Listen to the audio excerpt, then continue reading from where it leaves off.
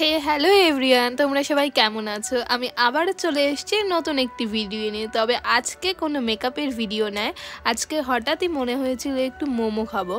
তো তাই দুপুরবেলায় আমি একটু পেঁপে গাছ থেকে পেড়ে সেগুলো পোলে রেখে দিয়েছিলাম লবণ দিয়ে মেখে। তারপরে এগুলো থেকে অনেকটাই জল বেরিয়েছিল, তাই এগুলোকে ভালো মতন চিপে জলটা ছেড়ে নিচ্ছিলাম। তারপরে এদিকে আমি আদা, লঙ্কা এবং ধনেপাতা মিক্সিতে ব্লেন্ড করে নিই এবং ব্লেন্ড করে নিয়ে সেই পেঁপে এবং পেঁয়াজের সাথে আমি সেটাকে মেখে নিই ভালো মতো মেখে রেখে তারপর আমি এদিকে ময়দাটা মেখে ফেলি।